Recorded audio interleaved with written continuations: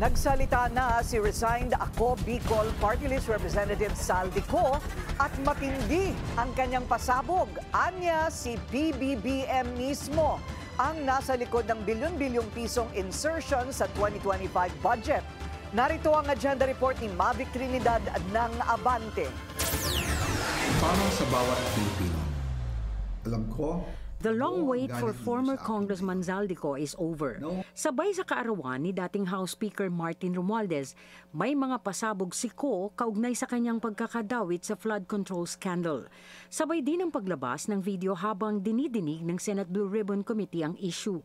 Ang unang bahagi ng video ay inilabas sa Viber ng staff ni Ko na patuloy na nag-uupisina sa Ako Bicol Party List sa Kamara. Sa kanyang halos 6 na minutong video, pinasimulan ni Ko ang kanyang pagbubunyag sa di umano'y dahilan ng iskandalo ay ang simpleng pagsunod niya sa utos. Gate ni Ko, ginagamit ng Marcos Jr. administration ang lahat ng resources ng bansa para siya'y patahimikin. That he will shoot me if I will talk. Gagamitin ako bilang panakipbutas sa kanilang kampanya laban sa korupsyon. Hindi na ako mananahimik. Ilalabas ko ang lahat ng katotohanan. May resibo, may ebidensya, at may pangalan. Batid daw ni Ko na galit ang taong bayan sa kanya at sa mga walang sagot na bintang na katiwalian laban sa kanya. Matagal raw siyang hindi nagsalita dahil sa direktang utos sa kanyang huwag nang bumalik ng Pilipinas at manahimik na lamang. July 19, 2025 nang umalis ng bansa si Ko para sa isang medical check-up sa Estados Unidos. Nagplano siyang bumalik pagkatapos ng SONA. Pero ayon kay Ko, habang papauwi na siya ng bansa, tinawagan siya ni Romualdez at sinabing stay out of the country. Sabi niya ni Romualdez, instructions daw ito ni PBBM.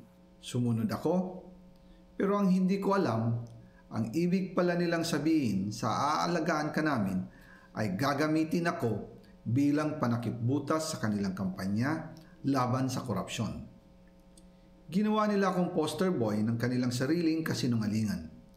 Nagsimula raw ang kwento ng kontrobersyal na budget insertion noong tawagan ni DBM Secretary Mina Pangandaman si Ko papasimula pa lang ang BICAM process noong 2024. Mismong si Secretary Pangandaman daw ang nagsabing nais ng Pangulo na magsingit ng 100 bilyong piso ang halaga ng proyekto sa BICAM. At para makumpirma kung totoo ang utos ng Pangulo, inatasan ni Pangandaman si Ko na tanungin si Yusek Adrian Bersamin ukol dito. Tinawagan ko po agad si Yusek Adrian Bersamin at tinanong ko kung may instruction nga ba ang Pangulo na magpasok ng 100 billion during their meeting. Ang sabi niya ay totoo nga po. Right after our conversation, tinawagan ko po si dating Speaker Martin Romualdez at nireport ko ang instructions ng Presidente to insert the 100 billion projects. Paglalahad pa ni Ko sa Aguado Building sa harap ng Gate 4 ng Malacanang nakipag-meeting siya kasama sina Pangandaman, Bersamin, Romualdez at Yusek Jojo Cadiz. During the meeting, binigay po ni Yusek Adrian Bersamin ang listahan na worth 100 billion. Tinanong ko po si Yusek Adrian kung saan galing ang listahan. Ang sagot niya, galing kay PBBM mismo at binigay niya ito mula sa brown leather bag. Pagkatapos daw ng ilang araw, ipinaalam ni Ko kina Pangandaman, Bersamin, Romualdez at Cadiz na kung maaari ay 50 bilyong piso na lang ang ipasok sa program funds dahil sosobra daw ang pondo ng DPWH laban sa DepEd.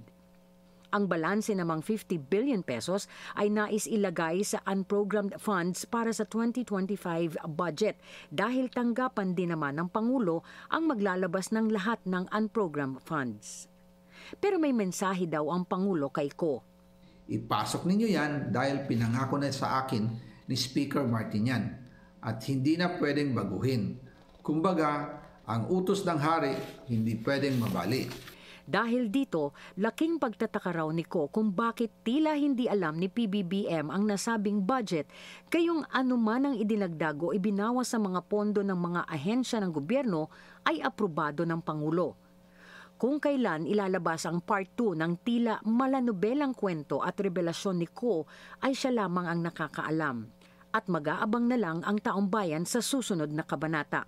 Hindi naman sinabi ng kanyang tanggapan kung saan galing ang video at kung saan naglalagi ngayon ang dating kongresista. Para sa agenda, Mavic Trinidad, Abante. Manatiling nakatutok sa Bilyonaryo News Channel. Sumubaybay sa aming social media accounts at mag-subscribe sa aming YouTube channel para sa mga bago at eksklusibong balita.